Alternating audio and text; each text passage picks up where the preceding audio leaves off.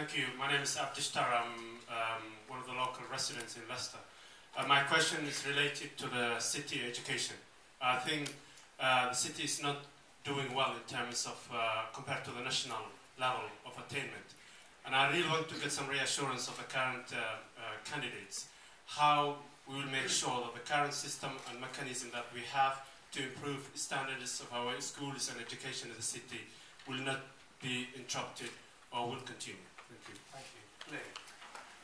Well, as Rick Moore's already mentioned, we have a massive Building Schools for the Future programme within Leicester that is going through and revitalising every secondary school in Leicester, and I fully support that and want to make sure that the government does not cut any funding from that programme. We fought hard to keep it. I think we want to make sure it gets completed, try and get the work done as quickly as possible before the government tries to take the money, which I wouldn't let them do.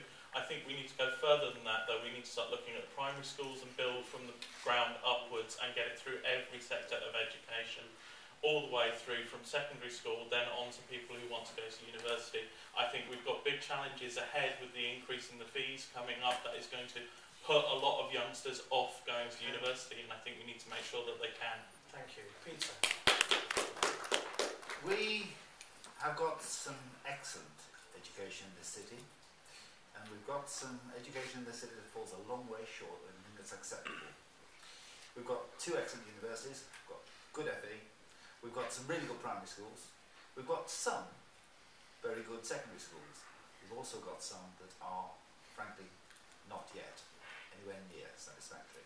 And what we must do, and what a mayor and a council can do, because we don't run any of that anymore, what we can do is to make sure that the excellence that we have got is shared, so that the worst are brought up to the standards of the best.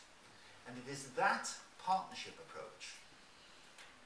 I'm a former teacher, so you can tell I'm very passionate about this. It is that partnership approach that a mayor can lead to make sure that we do raise the aspirations and the achievement across the whole of the city, and make sure that the best help the worst.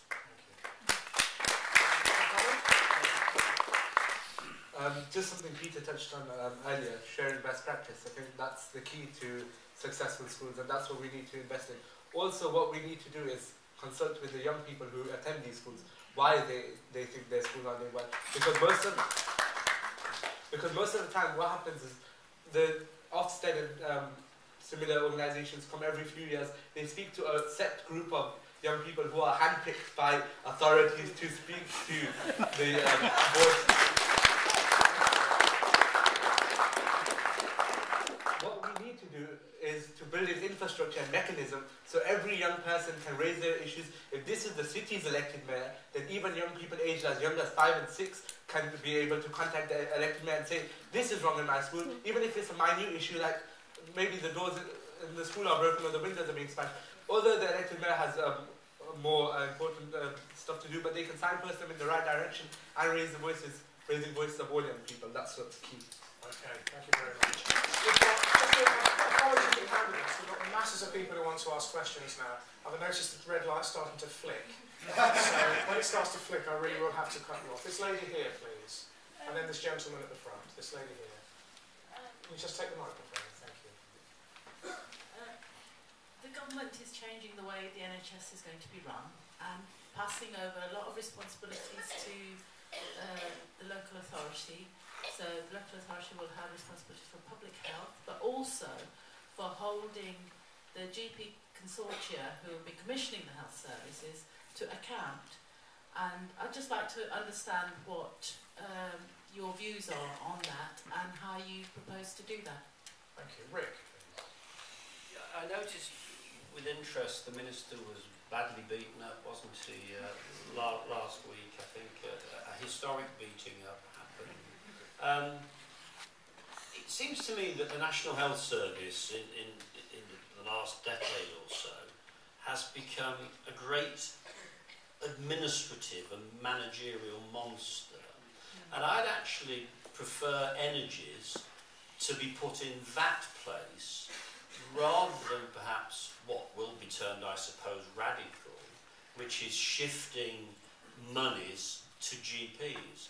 I'm not sure, and I've talked to GPs about this, whether they're ready for it. I'm not sure whether they want it, except we probably all, many of us, like bigger budgets and more power. I've got very grave reservations about it. I've just spent the last few weeks in and out of hospitals with my 100-year-old father, and I've been astounded by the quality of medical care and absolutely desperately disappointed by the whole administrative paraphernalia that seems to go on around it. So I think there's a more fundamental issue than shifting budgets. Thank you. Jeff? Well, I've experienced the same as Rick. My father's 96. He's had fantastic care in the last, probably the last couple of decades. My mother spent the last 8 months of her life being treated by the NHS in various places, and the care was fantastic. It was not in Leicester, it was in London, but it was fantastic. But I was disappointed, but the council has actually held 5 meetings for mayoral candidates to explain the situation. And at the health one, only 2 of us, David and myself, and 1 agent, attended. And I was really disappointed about that, because I think there is, it appears to me, from that, what I gather from that, have I finished already? Yes, I'm 3%. I do apologise. Over to Gary, please. Over to Gary. If any of you have been out to Grove Park near Foster